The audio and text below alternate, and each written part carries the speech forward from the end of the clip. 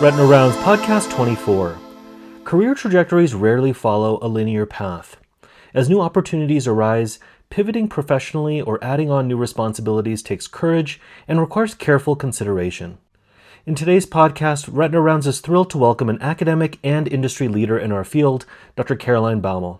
Dr. Baumal is Professor of Ophthalmology at New England Eye Center, Tufts Medical Center, and Chief Medical Officer at Apellis Pharmaceuticals. She's a prolific researcher, renowned educator, compassionate clinician, and is now shaping the future of pharmacologic innovation. Dr. Baumal talks about how she has navigated these professional roles and the values that have kept her motivated to continue to innovate and break barriers. Let's check it out. Welcome, everybody, to Retina Rounds Weekly Podcast. We're joined this week for our Women in Retina series with Caroline Baumal. And Caroline is at Tufts, and she's the CMO of Apellis, which is leading the way in anti-complement treatment for dry macular degeneration and geographic atrophy. Caroline, welcome to Retina Rounds. Thanks for joining us. Thank you, Steve. It's great to be here. It is just so wonderful. Let's start off with a little bit about you personally and your journey. So many international contributors in retina, and many people don't realize you're one of them. Tell us about how you came to retina and medicine. Thanks, Steve.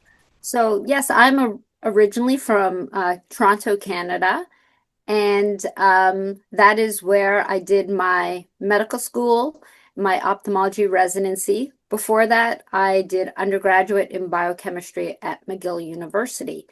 And when I was applying for fellowship, originally my plan was to do medical retina, and I wanted to train somewhere where I could learn something that was different than what I was doing in Toronto. So I decided to come to the States for 1 year to do a fellowship. And you can see it's been a very long year. I was drafted. I was enticed to stay after that. And actually, after my 1 year fellowship at Tufts, which was not just medical retina, I'll tell you a little bit more about that after, I ended up doing a 2 year fellowship at Wills, and then I came back to Tufts. Wow. And what got you interested in medicine from the get-go? Did you know you were going to be a doctor when you started studying biochemistry, or did somebody or something influence you to go into medicine? Well, my father is a physician. He was a pathologist, and his specialty was kidney disease. And then when I was young, he went back to school to get his PhD in immunology. And I think I was always interested in science. I worked in a few labs, including his lab, when I was in med school. And I realized that I love science, but I didn't want to be in a lab. So I think that's what got me interested in medicine. Also, unfortunately, when my father was pretty young, he got diagnosed with multiple sclerosis. And we had to deal with a lot of doctors. And in many ways, that made me want to be a physician and kind of want to be a physician that interacts like closely with patients, especially when you're a physician, you have to give bad news to patients. It can be, really meaningful. And I experienced that as a teenager, getting bad news about my father from his physician. So I wanted to do it better.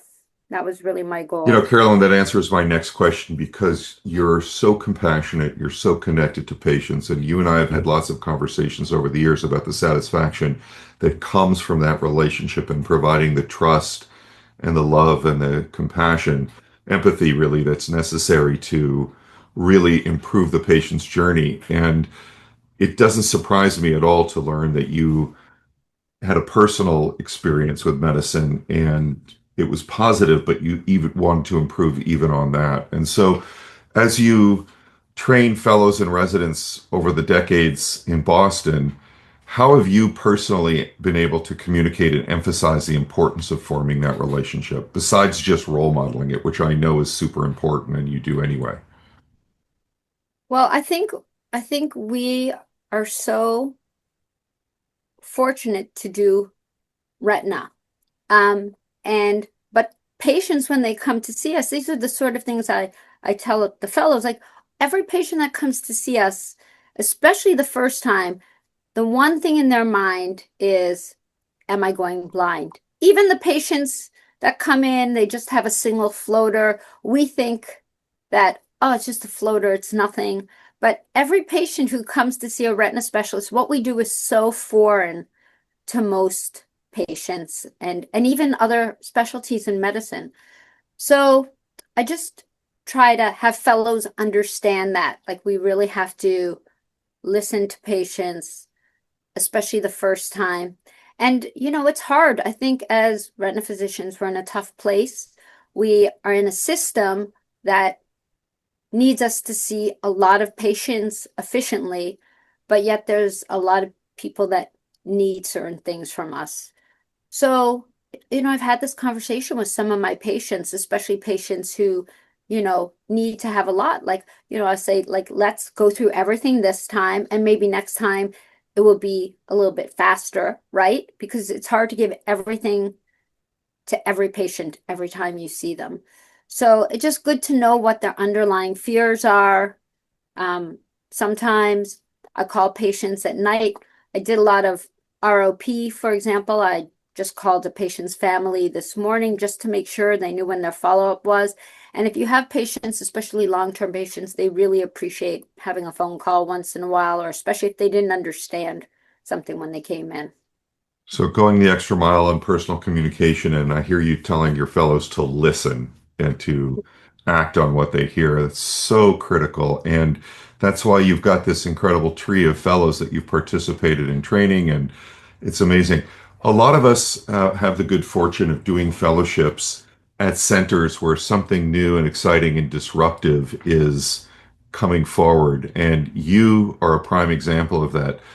Explain to our listeners what it was like to be there at the germination of OCT. Many of our listeners don't realize that you were an integral part of the development of OCT and on that team that brought OCT, translated it from the lab into patient care. So tell us a little bit about that journey and what it was like to be around something that you recognized might be really disruptive and really exciting.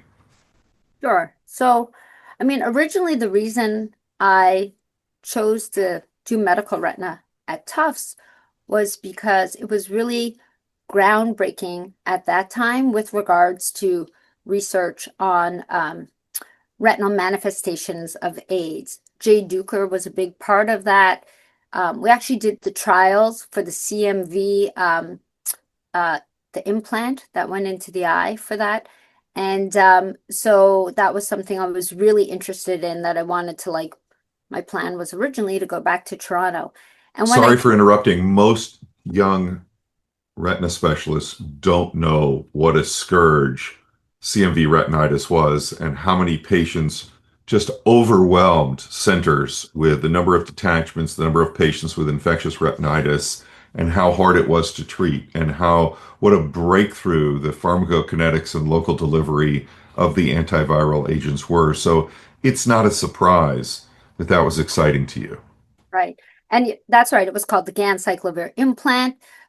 Before that was available, we used to inject patients 3 times a week, remember, to get the drug level high enough. It was a big area of research, and that changed when we were able to improve the CD4 counts in these patients.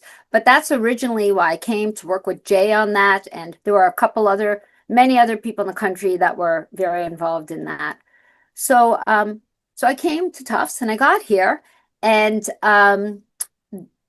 the MIT team and quite a few research students, and Carmen Puliafito and Joel Schumann and others here were working on the OCT prototype. And I got very involved in working on this prototype. So what's it like? It's like having this unique piece of equipment, and there's always engineers around to fix it or swap out a laser, turning a lot of dials and getting it up and running every day. And we got these amazing, cross-sectional pictures of the retina. And of course, I can't forget Jim Fujimoto and his entire lab. All these students were here all the time. And, Dr. Puifito would walk around the clinic with a picture of a macular hole, this is amazing. This is the most amazing thing ever. I mean, really had a lot of vision for this.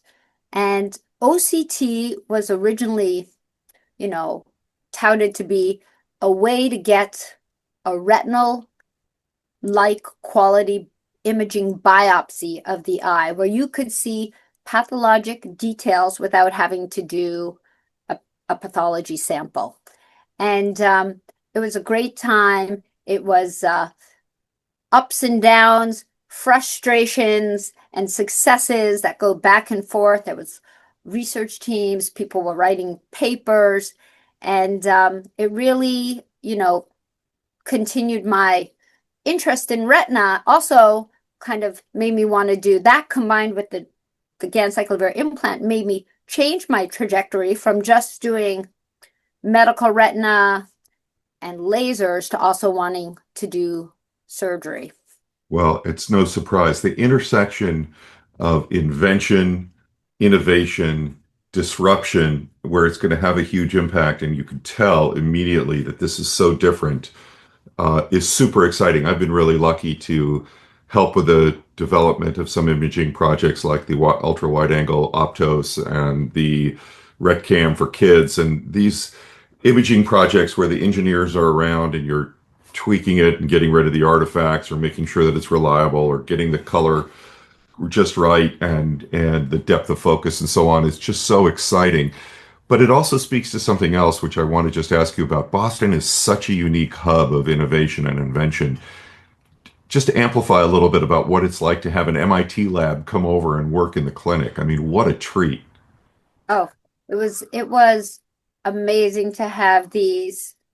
We've continued that on our collaboration between Tufts and MIT, but to have these brilliant young PhD students come over and work on getting things like real-time imaging, not having to, people don't realize that sometimes the images had to be processed after they were taken, and there had to be software to flatten the OCT images, right? If you think about it, an OCT image should be curved, so there's software to flatten, and everything has to be validated, and lasers have to be attached to the machine. So it's really great to work with these brilliant people around us. I would say the other thing that Tufts was really well known for back then was also laser research. And again, Joel Schumann and Carmen Puliafito and Roger Steinert had done a lot of this, and Wellman Labs, they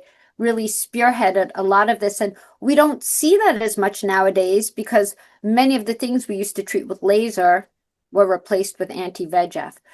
But when I was a fellow and then into my younger attending career, I worked on photodynamic therapy with a different agent that didn't make it commercially, but also worked very well. It was called tin-etiopurpurin from Miravant Medical Technologies, and we did the phase 2 studies for that. So it was really interesting and exciting to do that at that time. There's so much in there to unpack. Let's just talk for a minute about mentorship.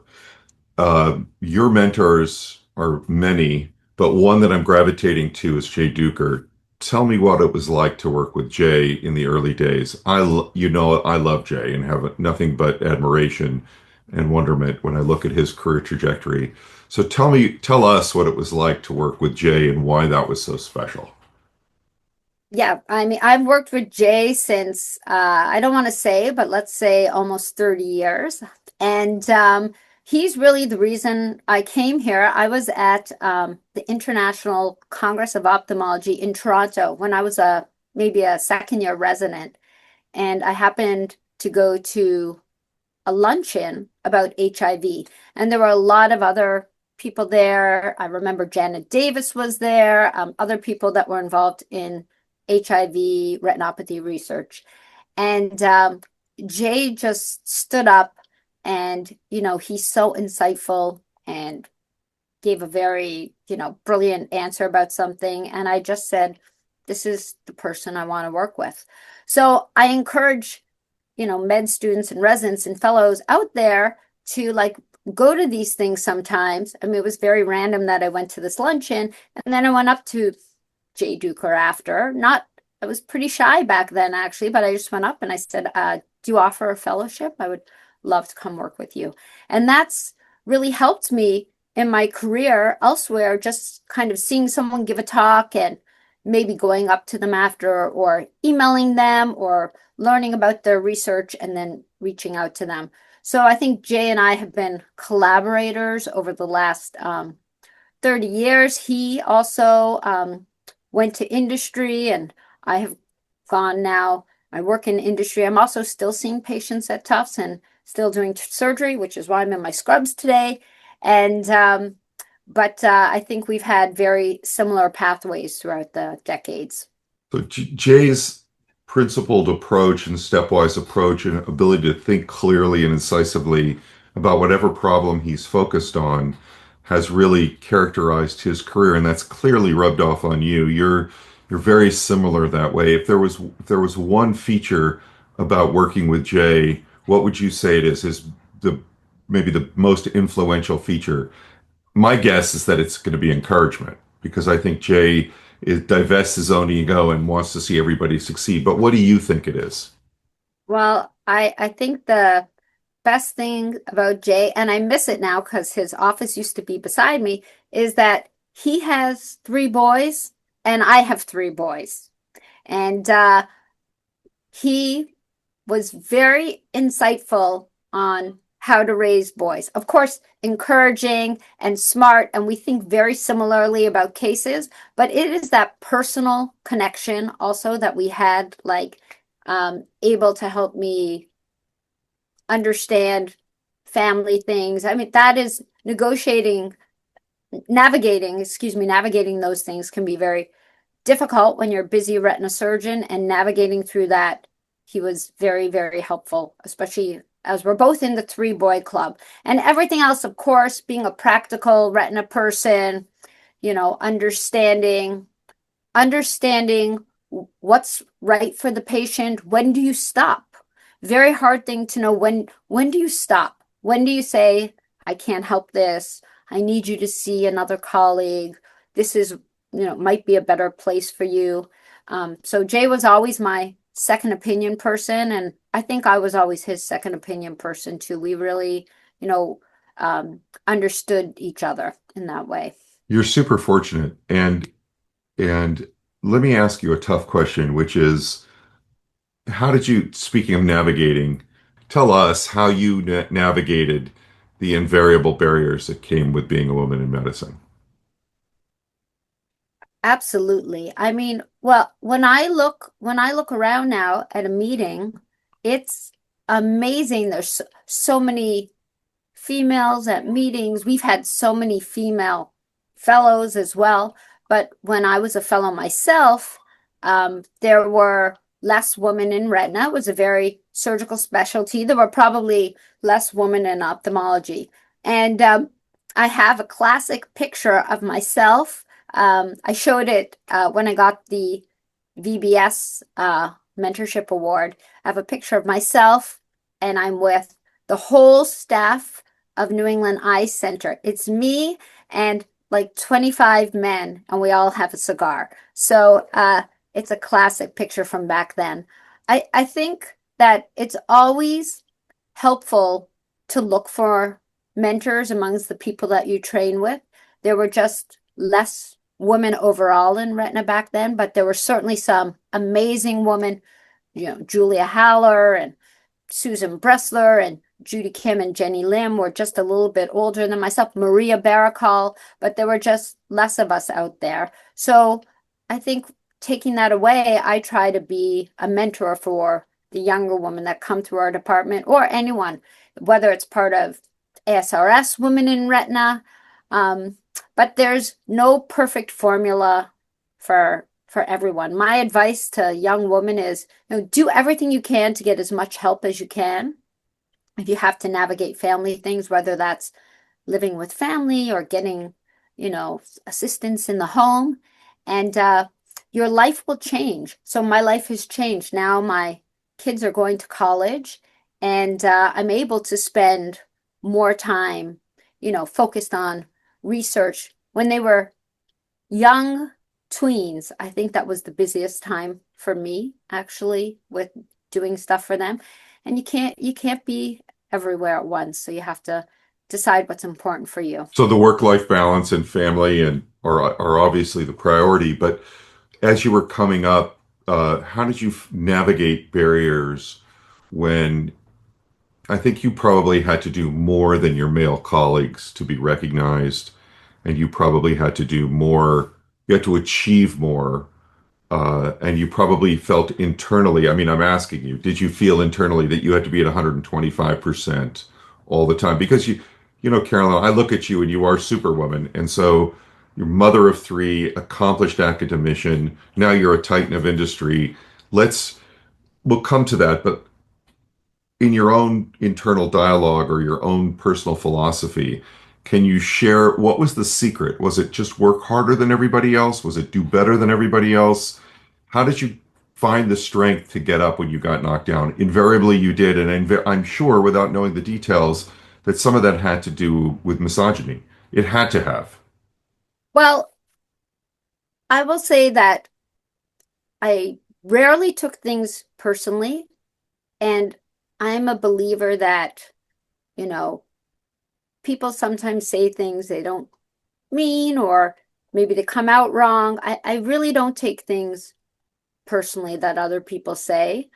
And I try to use comments to help me grow. And, we all say things sometimes, put our foot in our mouth, and after are like, why did we say that? Or maybe weren't thinking about something. So I really don't take things to heart, and That's I a let a lot of things magical, that's a roll off. magical perspective.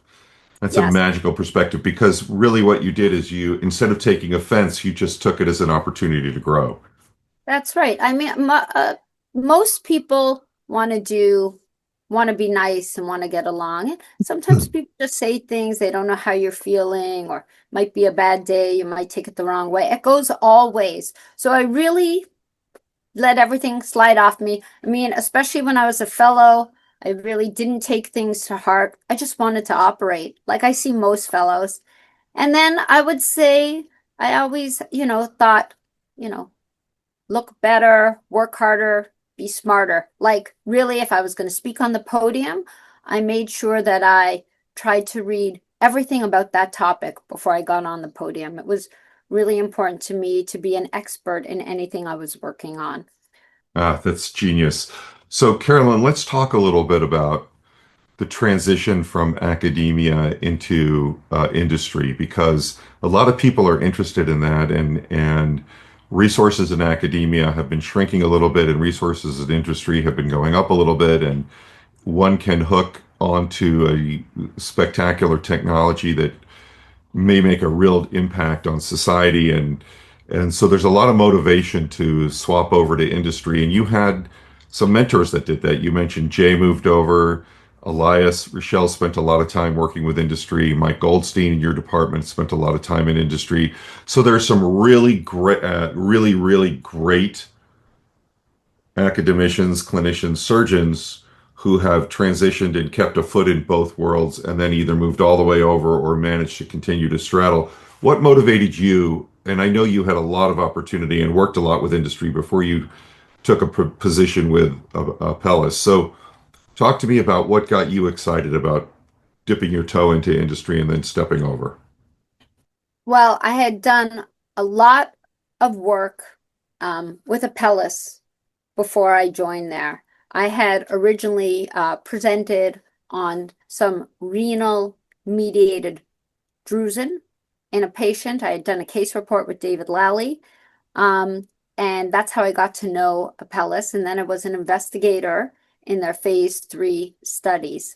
I also felt like at Tufts, I had done so many things. I was a professor, I was mentoring students, teaching fellows, in charge of the medical retina fellowship. So when the opportunity came up to join Apellis as chief medical officer, I thought that this would be a great place to really work more on the science of a novel new mechanism of action. And I joined Apellis before Syfovre pegcetacoplan was FDA approved. I got to be a part of that process and work with all of the brilliant people there that were working on that. And now, subsequent to approval, I get to work on all of the science and the data that we can find from the 2 phase 3 Oaks and Derby study and the long-term open label extension study, GALE. So it's an opportunity for me to hone in on the data and work on data that is meaningful to our colleagues, right? We want to give retina physicians and patients meaningful points that they can use to decide if it's the appropriate treatment for them. So I really love that part of what I'm doing. The other thing that people might not know is that systemic pegcetacoplan, which is the trade name Empaveli, is also approved for a systemic disease, PNH, paroxysmal nocturnal hemoglobinuria, and last week was approved for C3G and IC-MPGN, which are kidney diseases. So I'm also involved in that part of the company, working on the systemic approvals and medical affairs. So it's a unique opportunity. And Steve, I'll tell you one thing, that as a physician, I didn't really understand all the different facets that went into industry. And now I have a much better understanding. So it's been a great experience for me. I've been able to work in medical affairs, development, understand all the other processes that go into having a product approved and the post-approval issues. You know, Carolyn, it's clear that you're passionate about this, and it's clear that you get a real opportunity to learn and grow, and that's probably the motivation in part. But it's also clear that, and it's clear to the public, I mean, the treating physician public, when I say the public, the medical community, having you personally as the CMO of Apellis differentiates that company in a way that virtually no other company in the space has been able to do in retina. One of us in the catbird seat, so to speak, is really amazing because your reputation for patients first, not just safety, but kindness and compassion, is gives all of us treating physicians a tremendous amount of comfort when we reach for a drug, and that's very special. And on behalf of the retina community, you know, we thank you for being brave enough to step over there and to do that. And frankly, you've overseen a couple of approvals now, and as CMO, and continuing to innovate. I had the opportunity, as you know, for the first time in my career to interact with Apellis in a meaningful way just last week. And I was just absolutely impressed by the science and the care that's gone into your new investigational trials, as well as the leadership. But mostly, I'm impressed with how involved you are in patient safety and outcomes for patients. It's clearly a patient-first operation. Tell us a little bit about, if you care to, a little bit about the post hoc analyses on functionality from your studies. We all know that the complement inhibition provided by your agent slows the growth of geographic atrophy. And that was an approvable endpoint. But there was a lot of controversy about how clinically significant it was, and is it meaningful, and so on.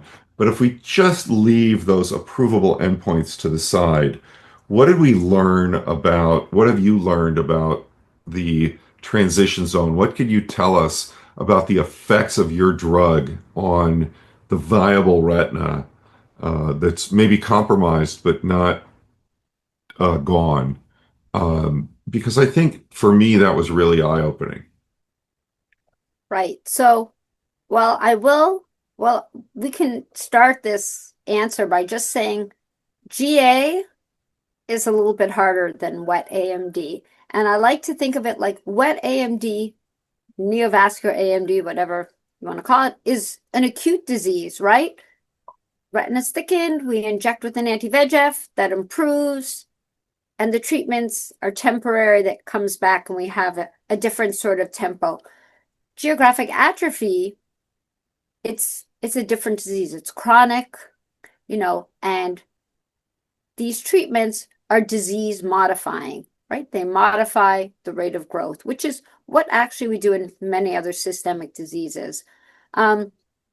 We have learned a lot about geographic atrophy from the Oaks, Derby, and Gale study, and I have learned a lot myself. And I think that some of the most meaningful data that we have is the microperimetry data and the artificial intelligence data that we have.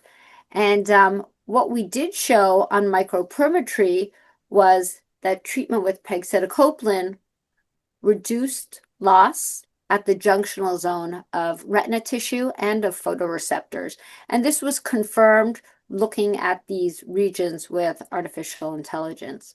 So, often people will say, well, it wasn't a pre-specified endpoint, but when these studies started, 2018, 2019, when they were designed, even before that, I don't think we were at that place technologically. Microperimetry seems to be the most meaningful functional endpoint. And this was not just shown in post hoc analysis from our studies, but this was also shown looking at the studies that evaluated lampalizumab. They also found that with microperimetry. And in the future, AI and evaluation of retina OCT scans and combining that with microperimetry will probably be able to show this useful functional endpoint prospectively to patients and physicians. So it sounds like you're discovering, to distill this, you're discovering other effects of the treatment protocols than you studied as primary and secondary pre-specified endpoints. And these effects may be much more clinically significant for patients. Is that correct? Correct. So pre-specified, the endpoint, which was, accepted by the FDA, was growth of geographic atrophy on fundus autofluorescence. And now I think that physicians have told us that, well, they think that's meaningful or not, maybe not, that OCT might be more meaningful to physicians to look at that. And they would like that combined with something functionally. So can we use that combined with microperimetry or an AI model of microperimetry to help us demonstrate the effects of medications on geographic atrophy? So that's something that we're really interested in. And Apellis is a biotech company, and we have a product, but we're also really interested in functional endpoints and tools for physicians to use with their patients. So that is a major directive. And I'm really happy to be a part of it because it goes along with everything I've been interested for the Well, your last. contributions to OCT combined with your contributions to dry AMD, it's a perfect match. Is there a particular innovation in OCT, maybe the functional OCT coming out of Europe, or the AI coming out of Europe, or is it both that you're most excited about? Well, I'm most excited about using AI as a way to improve on microperimetry and align it with OCT. What does this mean? That means having a functional model of OCT. I know that most physicians aren't going to want to do microperimetry in their office. I'm sure you would feel the same way. I personally would not want to be doing microperimetry in Well, my it's because office. patients don't want to do it, right? It's not that the physicians don't want to do it. It's just that patient welfare and patient flow, patient journey just don't dovetail with the way microperimetry is right now. But that's not to say that it can't change. I mean, let's not forget OCT wasn't fast at the beginning either. That's right. That's right. So I think for us working on a model of that uses OCT parameters and is able to give functional information will be something that is important in the future, but more to tell next time I come on, Steve. Yeah, absolutely. And I didn't mean to push you into a tight spot and have you divulge anything that you can't or didn't divulge. But I will say an extremely impressive chief executive officer, chief scientific officer, and of course, chief medical officer at Apellis. And again, I just want to emphasize for the retina community, for the young audience out there, it's really important to feel comfortable reaching out to Caroline and Apellis. They are a better company because Caroline's there and brings her retinal expertise to the forefront at such a senior level. Let's pivot back to career advice. You know, our audience is global, and a lot of people are at a crossroads. They're trying to decide where to do their fellowship or where to take a job or how to target their achievement in their new job. So let's start with what you tell your residents about how to choose retina or how to choose a field, and if it's retina, how to choose a fellowship. What do you advise in terms of what to look for? Meaning, is it personal fit? Is it the academic accomplishments of the training programs that they have an opportunity to shop? What is it for you that you advise your residents when choosing a career in retina? Well, of course, I always encourage a career in retina. And when I look back at my own personal path, remember, I originally came to Tufts. I did medical retina and lasers, and just by chance happened to be able to work on OCT. And then during my time, I realized I wanted to do surgery. I mean, Jay Duker looked at me. I was assisting him during a case, and he goes, I don't know why you're not doing retina surgery. You have the mind of a retinal surgeon. You should be doing surgery. So after that, I went to Wills, and at that time, I did surgical retina. I also did pediatric retina surgery, and I was able to do ocular oncology at that time. So I would say, I tell my fellows, I do encourage them sometimes if you're thinking about surgical retina, but you're not sure medical or surgical, if you do surgical retina, you could do, of course, both when you're finished. Um, I think it's important to really pursue your desire at that time when you want to be a fellow and try to get some papers written when you're a resident if you can, which is not always possible. I mean, some busy residencies, Steve, you can't get much done research-wise. You're just too busy. I think it's important to consider what's good for your family. And that's not just for fellowship, but that's really when you go out to get a job, right? If you can be somewhere where your spouse is happy or you have family around you, that always seems to be a really key important point. And I think, Culturally would you do you emphasize cultural fit for your trainees? Do you suggest to them that they assess their own personal values and try and dovetail it? Or sometimes we've had experts in retina advising their fellows to look for a cultural fit. We've had other really great people advise look for something that makes you uncomfortable in training that's really going to stretch you because it's only 2 years, you're going to be totally immersed either way, and maybe you want to grow and maybe it's discomfort that makes you grow rather than comfort. I'm just curious where you fall on that spectrum. well, I think for fellowship, you should go to where you're going to be able to see the most patients and, get the most experience. It will make the rest of your life easier. And of course, even for our fellows here, I always say, like, you should try to see every patient in the clinic. Even if it's not your patient, if the resident saw it, go see the patient if you have time. Because we are very visual people in ophthalmology.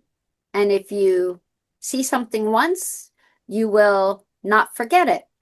So, fellow saw a lesion yesterday. They didn't know what it was. I went in, I looked, I'm like, P scrap, done. How many times have I seen that? Not many times. Seen it presented more, but we're very visual. Tell the audience what that is. So P-SCRAP is presumed solitary circumscribed retinal astrocytic proliferation. And typically it looks like a white, round, circular, slightly elevated pearl on the retina. It's benign. I've seen it very few times. It's been presented at conferences, some of the Retina Rounds or at the fluorescein clubs, but we're very visual. So go in. Sometimes you see one of these little lesions. It looks the same. You see something else. And that's why I encourage fellows, see as much as you can because it will stay with you throughout your career. And when you're advising fellows on their job search, do you push towards academia, push towards a better fit for that person, push towards private practice? How do you advise them, or do you go up a level and just say, let's find a cultural fit for you? How do you, or do you just listen? And there's no right answer as a mentor. What's your style?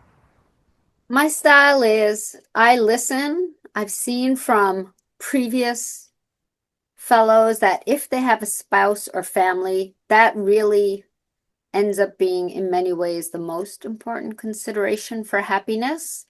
And I think academia has changed in ophthalmology. There's a lot of people in private practice that are doing research, so I wouldn't let that sway things. But it's hard to advise people. I had one fellow, Mike Ip. I think you know Mike Ip. And My I did, colleague and partner for years. Great that's right. guy. I didn't think he was going to do academia, and he's had this amazing career. I had another fellow who always, you know him, Darren Goldman. Amazing. Thought, We trained Darren, was a resident with us, and then he was lucky enough to match in your program. And Darren is a gem and could have easily been a professor. oh, brilliant. So I hope he doesn't mind us talking about him. He was brilliant. He probably wrote the most papers out of any fellow. He would come in today. I had an unusual case of Valsalva retinopathy. He goes, oh, I wrote it up, got it published, very quickly, very motivated, and but still is doing a little bit of research in his private practice. I mean, sometimes it's really hard to know, but one of the great things I tell fellows is you can go back and forth between academia and private practice. People do it all the time. And we're lucky in Retina, you can do research in private practice. Absolutely. Let's close with a discussion about personal satisfaction. When one of the fellows comes to you and says, Dr. Baumal, if you look back at your career from a high level, what is it that's given you the most satisfaction? Is it personal interactions with patients? Is it giving back to the community, a sense of contributing? Is it the collegiality? Is it everything? Is it something I haven't mentioned? They're looking now, and rightfully so, for personal satisfaction. What's going to help be a balm for that burning fire to feel good about themselves at the end of the day? What is it for you, Carolyn, to this point that has given you the most satisfaction professionally? Well, that is a tough question, Steve, because there's been so many things that I love in Retina. I love working with the Retina Fellows. That's probably been what's kept me in academics for so long. I love to see them at meetings. I love when they reach out to me and send me texts or pictures about updates in their life. I love working with patients too. I have some patients who call me, they want to discuss other things. And industry has been something amazing, and I'm so fortunate that I've been able to continue to see patients, work with fellows, do surgery, and work in industry the other, 24/7. I mean, it's an amazing thing to do. But I think one of the best things and what feeds me the most about Retina is actually our amazing colleagues. I was just at SRS last week. I saw you, and I mean, I look back at our career and we have the best people in retina. Always people who are warm, so intelligent, and always pushing the limits for what's the next best thing for patients. So when I look back, I feel very fortunate to be working with amazing colleagues like yourself, like so many of our other colleagues. I mean, I never get tired of meeting people. I go to a meeting, it was post-COVID. I'm like, oh, I probably shouldn't hug people. But you see so many people that come up for a hug. It's so great to see our colleagues and just catch up with them, even if it's for a few minutes. So I think that it's really our colleagues that make this field so great. And it's a global thing too, not just in the US. Yeah, that's a great answer, and thank you for sharing that. Well, and thank you for all of your contributions to our field. You've continued to disrupt and move us forward and challenge us, and your kindness and your warmth towards patients and colleagues is legendary. And your innovation and leadership at Apellis makes the retina provider community more comfortable to interact. And we're really, really grateful that you've taken the risk and the leadership opportunities there and done so much with it. So, Carolyn Baumal, thanks for joining us on Retina Rounds today. And to our audience out there, I'm going to offer you to reach out to Caroline if you have more questions or interactions that you wish to have. Caroline, thank you very much for being with us today. It's really been a pleasure. Thank you, Steve. It's been an honor to come here. If you enjoyed this video, please visit us at RetinaRounds.com. There you can sign up for our email list. You'll get a notification every time a new video is posted. And if you have an interesting video or a tip or trick that you'd like to share, please follow the links on our website and you can upload your video there. Thanks so much for watching.